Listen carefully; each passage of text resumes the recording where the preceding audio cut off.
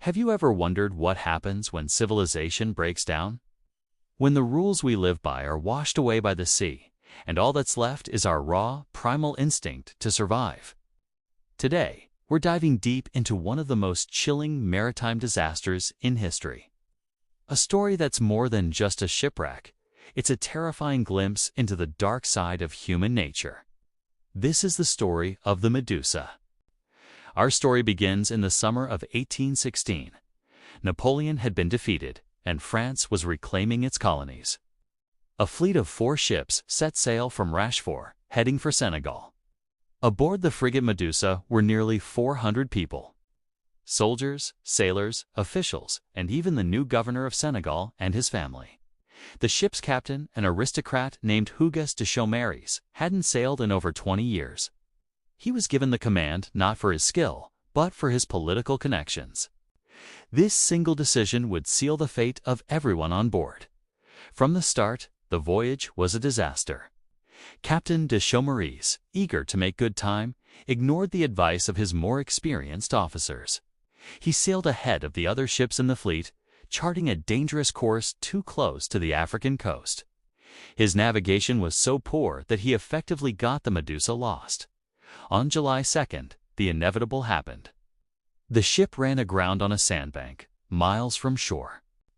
The crew tried desperately to free the frigate, even throwing heavy cannons overboard, but it was stuck fast. Panic began to set in. With the ship slowly breaking apart, they had to abandon it. But there was a huge problem. The Medusa's lifeboats could only carry about 250 people, leaving nearly 150 stranded. So they hastily constructed a massive raft, about 65 feet long and 23 feet wide. It was a clumsy, barely floating platform made from the ship's masts and spars. The plan was for the lifeboats to tow the raft to shore.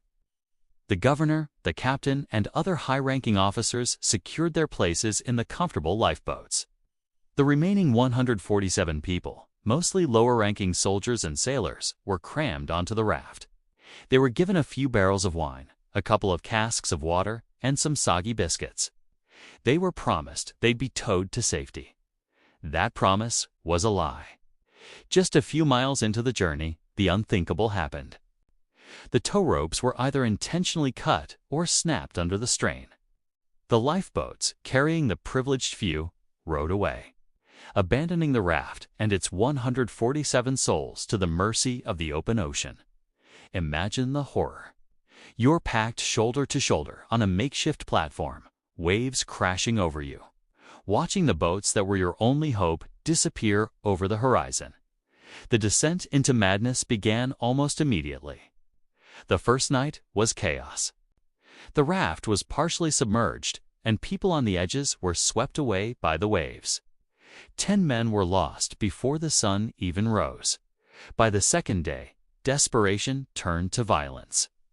Drunk on the wine they'd been given, a group of mutineers tried to cut the ropes holding the raft together, hoping to build a smaller, better craft for themselves.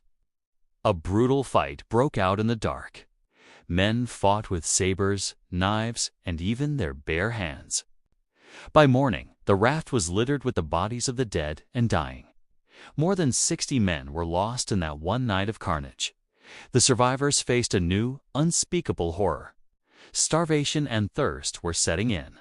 With no food left and the water gone, they made a grim decision. To survive, they would have to eat the bodies of their fallen comrades. This wasn't a choice made lightly. It was a last, desperate act in the face of certain death. They cooked the flesh on a small fire they managed to build on a barrel of gunpowder. The weak and wounded were thrown overboard to conserve their dwindling, macabre resources. The situation was so dire that some survivors, driven mad by suffering, simply gave up and walked into the sea. Day after day, the nightmare continued. The sun beat down on them. Their skin blistered, and their minds frayed. They hallucinated, seeing ships on the horizon that weren't there. They fought over the last drops of wine. More fights broke out, further thinning their numbers. A group of the strongest survivors decided that to increase their own chances, they had to eliminate the weakest. In a final bloody purge, they killed the remaining wounded, leaving only 15 men alive. These 15 men drifted for days, clinging to life, surrounded by the remnants of their horrific ordeal. After 13 days adrift, a miracle. The Argus, another ship from their original fleet, spotted the raft. When the rescuers approached, they found a scene from hell. 15 men, barely alive, emaciated and delirious, were huddled on a platform strewn with human remains. Of the 147 people who had boarded the raft, these were the only ones left. And their ordeal wasn't over. 5 of them died shortly after being rescued, bringing the final number of survivors from the raft to just 10. When the survivors returned to France, their story caused a massive scandal. 2 of them, Henry Savigny and Alexandre Carrière, wrote a detailed account of what had happened. The French public was outraged. The incompetence of the captain, the cowardice of the officers in the lifeboats, and the horrific events on the raft exposed the corruption and class divides of the post-Napoleonic era. The government tried to suppress the story, but it was too late. Captain de Chaumareys was eventually court-martialed, but he got off with a light sentence, just 3 years in prison. The real punishment was the public shame. The story of the Medusa became immortalized in a masterpiece of art. The painter Theodore Géricault was so moved and horrified by the accounts that he spent months researching the event. He interviewed the survivors, studied cadavers in morgues to accurately depict the dead and dying, and even had a scale model of the raft built in his studio. The result was his epic painting, The Raft of the Medusa. When it was unveiled in 1819, it stunned the world. It wasn't a heroic battle scene. It was a raw, unflinching depiction of human suffering and desperation. The painting captures that final moment of hope and despair as the survivors spot the rescue ship on the horizon. It remains one of the most powerful and haunting images in art history. So what can we learn from this terrible story? The Raft of the Medusa is a stark reminder of what can happen when leadership fails and society's structures collapse. It shows how quickly the line between civilization and savagery can blur when survival is at stake. It's a story of class, cowardice, and the incredible, sometimes terrifying, will to live. It forces us to ask ourselves an uncomfortable question: what would you do to survive? The fate of the Medusa serves as a timeless and chilling allegory for humanity itself, ship of fools, set adrift by incompetent leadership, left to tear itself apart.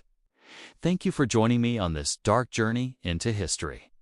If you found this story as fascinating as I did, be sure to hit that like button and subscribe for more deep dives into the most compelling stories from our past.